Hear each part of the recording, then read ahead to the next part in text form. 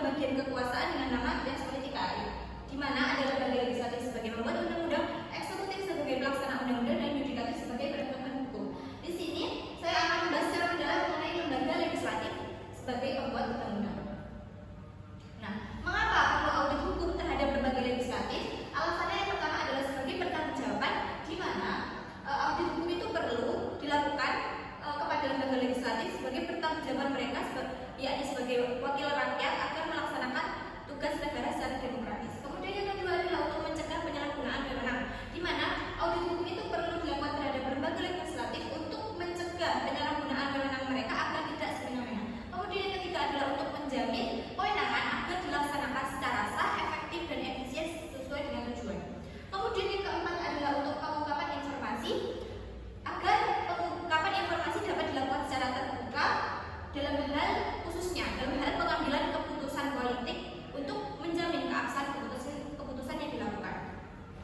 Untuk itu dapat ditarik kesimpulan bahwa audit hukum pada lembaga legislatif adalah proses pemeriksaan yang bertujuan untuk menilai sejauh mana kegiatan, kebijakan, dan penggunaan anggaran oleh lembaga legislatif apakah telah sesuai dengan ketentuan dan hukum yang berlaku ataukah belum. Jadi di sini tidak hanya penggunaan anggaran yang diaudit, tetapi kegiatan dan juga kebijakan yang dikeluarkan oleh lembaga legislatif perlu juga diaudit karena berhubungan dengan tugas mereka sebagai wakil rakyat, khususnya sebagai pembuat undang-undang. Nah, di sini ada prinsip audit pada lembaga legislatif. Seperti audit pada umumnya di perusahaan maupun organisasi profit maupun non-profit, institusi pemerintah perlu juga audit. Jadi prinsip audit pada lembaga legislatif khususnya sebagai institusi pemerintah ada 8 prinsip. Yang pertama adalah independensi, di mana audit itu harus bebas dari pengaruh subjek yang diaudit. Di sini subjeknya adalah lembaga legislatif. Kemudian yang kedua adalah akuntabilitas, di mana audit itu perlu dilakukan untuk menilai sebagaimana tanggung jawab lembaga legislatif sebagai pembuat undang-undang, apakah penggunaan anggaran mereka ataukah kebijakan mereka telah sesuai dengan ketentuan hukum yang berlaku. Kemudian yang ketiga adalah transparansi, di mana audit ini perlu dilakukan agar penggunaan anggaran yang dilakukan oleh lembaga legislatif itu bisa diungkapkan secara terbuka oleh publik selama tidak melanggar kerahasiaan negara. Kemudian yang keempat adalah kepatuhan terhadap hukum dan peraturan. Hal ini berkaitan dengan tugas dan wewenang mereka sebagai lembaga legislatif, yakni sebagai wakil rakyat itu sendiri.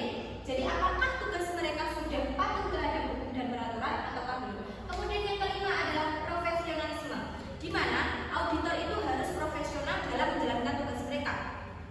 Dia harus memiliki keahlian khusus, kemudian mematuhi etika profesi, dan juga metode auditnya harus baku. Kemudian yang keenam adalah efisiensi dan efektivitas. Itu audit hukum pada lembaga legislatif harus dinilai apakah telah efisien atau hemat biaya, kemudian apakah sudah efektif atau tepat sasaran dan tepat guna. Kemudian yang ketujuh adalah objektivitas, di mana hasil audit itu harus sesuai dengan fakta dan data yang dapat diuji. Kemudian yang ke-8 adalah integritas.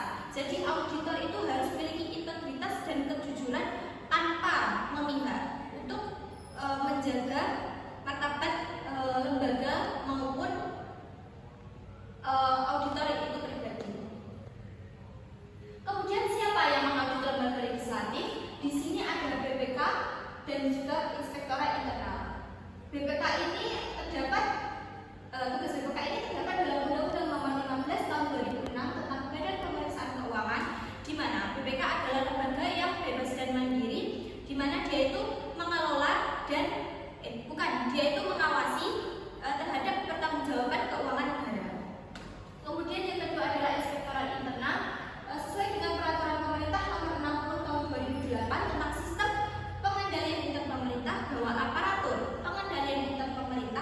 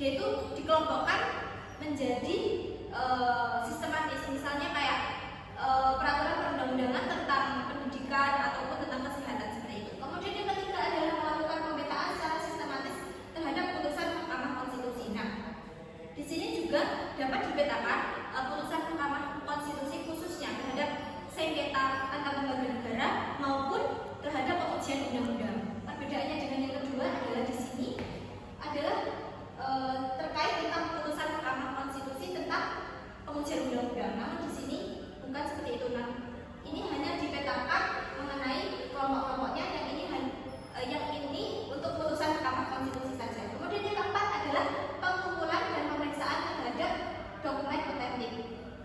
Hal ini berhubungan dengan tugas dan wewenang lembaga legislatif yang bersangkutan. Jadi ini harus dikumpulkan dan diperiksa terhadap tugas dan wewenang mereka.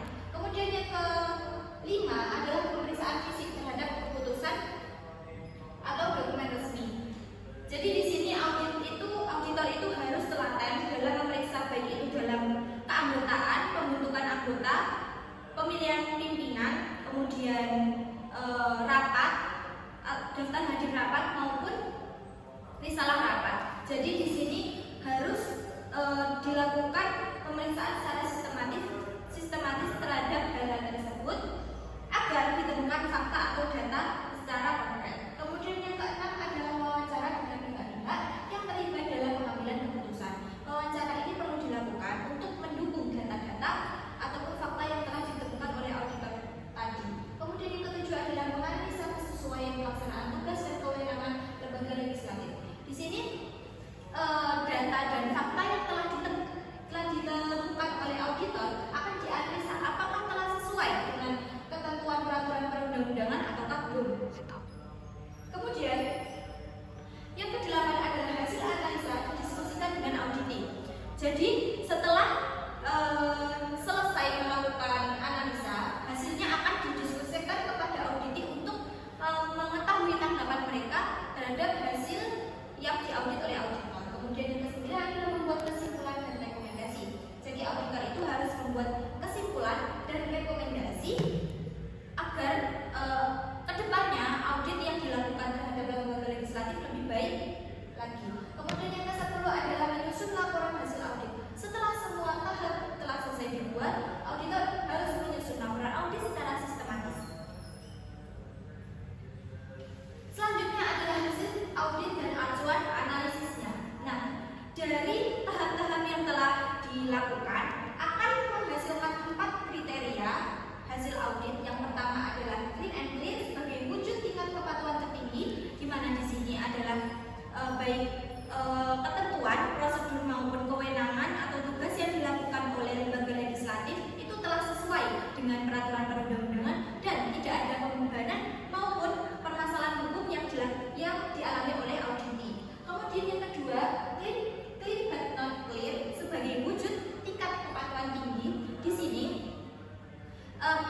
baik ketentuan, prosedur maupun tugas atau wewenang lembaga legislatif itu telah sesuai dengan peraturan perundang-undangan, namun terdapat pembebanan maupun permasalahan hukum yang dilakukan oleh auditing. Kemudian yang ketiga adalah not clean but clear. Jadi ini adalah sebagai wujud tingkat kepatuhan hukum yang kurang tinggi. Di sini tidak semua prosedur, ketentuan dan juga tugas dan wewenang yang dilakukan oleh auditing itu sesuai dengan peraturan perundang-undangan, namun tidak ada pembebanan ataupun permasalahan hukum yang dilakukan oleh auditing. Kemudian yang keempat adalah not clear and not clean, di mana ini adalah wujud tingkat kepatuhan hukum paling rendah, di mana tidak semua ketentuan, prosedur dan juga tugas dan wewenang lembaga legislatif itu telah sesuai dengan peraturan perundang-undangan dan juga ada pembebanan dan permasalahan hukum yang dilakukan oleh auditing. Nah, untuk menentukan 4 kriteria ini, nah pasti auditor itu memiliki acuan. Di sini ada acuan mengenai model analisis peraturan perundang-undangan atau disingkat dengan MAP. Yang pertama ada legalitas, di mana legalitas ini aspeknya adalah mengenai apakah peraturan itu menimbulkan konflik dengan peraturan sebelumnya ataukah tidak. Kemudian kedua adalah peraturan itu tidak boleh rancu atau menimbulkan penafsiran hukum yang berbeda. Kemudian yang ketiga adalah operasional, di mana peraturan itu harus bisa dilaksanakan dan memberi manfaat bagi yang terdampak. Kemudian yang kedua adalah kebutuhan dan kebutuhan atau needs, yakni peraturan itu harus dibuat untuk memenuhi hak-hak masyarakat dan juga dia itu harus menjawab atas permasalahan yang dialami oleh masyarakat. Kemudian yang ketiga adalah ramah atau friendly, di mana peraturan ini tidak boleh membebankan baik biaya, waktu maupun proses, baik itu bagi negara maupun bagi masyarakat, baik itu untuk APBN maupun bagi masyarakat luas. Jadi dari 4 kriteria ini bisa disimpulkan nantinya bahwa regulasi itu apakah bisa dipertahankan ataukah direvisi ataukah bahkan dicabut regulasi tersebut. Nah, kemudian ada tantangan audit hukum pada lembaga legislatif. Yang pertama adalah minimnya transparansi dan akses informasi. Di sini auditor itu sering menemui tantangan bahwa adanya minim transparansi, yakni dokumen ataupun kegiatan yang telah dilakukan itu tidak terdokumentasi dengan baik, dan juga akses informasi. Auditor juga sering menemui tantangan bahwa akses informasi itu dibatasi oleh lembaga legislatif untuk alasan kerahasiaan. Kemudian yang kedua ada campur tangan politik. Di sini auditor juga menemui tantangan bahwa ada adanya intervensi antara oknum politik dan juga adanya tekanan bahwa tidak boleh mengungkapkan temuan yang sensitif oleh lembaga politik. Kemudian yang ketiga adalah tumpang tindih kewenangan. Di sini tadi ada 2 lembaga yang mengaudit, yaitu BPK atau Inspektorat Internal. Nah, di sini seringkali terdapat tumpang tindih kewenangan, di mana hasil audit BPK dengan Inspektorat Internal itu mirip karena kurang koordinasi mereka. Kemudian yang keempat adalah kurangnya pemahaman hukum dan tata kelola. Ini berhubungan dengan subjek yang diaudit, yakni lembaga legislatif. Mereka itu kurang memahami terhadap aturan hukum atau regulasi yang berlaku, sehingga penyalahgunaan ataupun pelanggaran mereka dianggap lumrah. Kemudian yang kelima adalah kultur tidak responsif terhadap rekomendasi audit. Jadi lembaga legislatif itu seringkali tidak responsif atau mengabaikan rekomendasi dari auditor. Jadi rekomendasi itu dibiarkan begitu saja dan menunggu dan tidak ditindaklanjuti. Kemudian di sini saya akan mengungkapkan studi kasus terkait audit BPK atas laporan keuangan Sekretariat Jenderal DPR RI tahun 2022. Sekretariat Jenderal DPR RI itu merupakan unit kerja di bawah lembaga legislatif yang mengelola anggaran besar untuk mendukung operasional kegiatan parlemen. Di sini ada 4 temuan audit. Yang pertama adalah kelebihan pembayaran belanja perjalanan dinas. Di sini terdapat kelebihan pembayaran yang di atas kebutuhan ataupun tidak sesuai dengan ketentuan. Kemudian yang kedua adalah belanja barang atau jasa yang tidak sesuai. Nah, di sini auditing yakni Sekretariat Jenderal ini belanja barang yang tidak sesuai maupun tidak perlu. Jadi mereka mengindahkan prinsip efektif dan juga efisien. Kemudian yang ketiga adalah dokumentasi pertanggungjawaban yang tidak lengkap. Di sini juga ditemukan dokumentasi atas kegiatan ataupun anggaran yang tidak diungkapkan atau tidak terdokumentasi secara lengkap dan jelas. Kemudian yang keempat adalah tidak sesuainya realisasi anggaran dengan laporan kinerja yang memadai. Nah, di sini ada dua hal yang bertolak belakang, yakni realisasi anggaran ini tidak sesuai dengan kinerja di lapangan. Jadi anggarannya berapa, namun kinerja di lapangan tidak sesuai atau tidak seperti rencana. Dari 4 temuan tadi dijadikan 3 analisis empiris, yakni yang pertama adalah terjadi kontradiksi antara citra DPR sebagai pengawas keuangan negara dengan realitas bahwa mereka sendiri masih melakukan penyimpangan. Kita ketahui sendiri bahwa DPR itu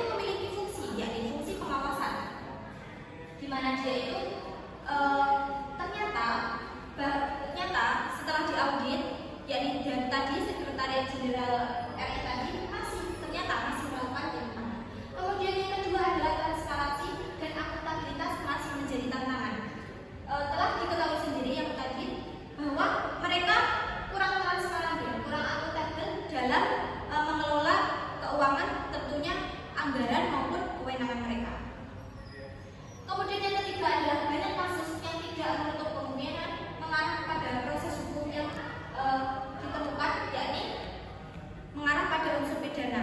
Jadi tidak sedikit institusi pemerintah khususnya ataupun yang berhubungan dengan keuangan negara, mereka itu banyak yang mengarah kepada unsur pidana karena penyelewengan kewenangan dan juga penyalahgunaan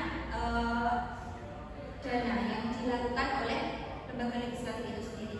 Kemudian dampak dan tindak lanjut apa yang dilakukan? Yang pertama adalah BPK memberikan rekomendasi perbaikan sistem pengendalian hutang serta pengembalian kelebihan pembayaran. Jadi BPK di sini memberikan rekomendasi untuk perbaikan sistem pengendalian hutang. Jadi di sini tugas dari Inspektorat Internal adalah untuk mengaudit secara baik agar nantinya tidak ditemukan hal-hal seperti tadi. Dan yang kedua adalah mengembalikan kelebihan pembayaran. Jadi hal-hal yang ataupun pembayaran yang tidak sesuai maupun dari rencana maupun faktanya harus dikembalikan. Kemudian yang kedua adalah Sekretariat Jenderal DPR RI diminta melakukan penertiban prosedur belanja, pelatihan staf dan juga penguatan akuntabilitas. Di mana di sini Sekretariat Jenderal RI harus menyusun anggaran belanja negara atau APBN itu secara terstruktur dan prosedurnya harus baik. Kemudian yang kedua adalah untuk pelatihan staf. Jadi staf di sini harus kompeten, tidak boleh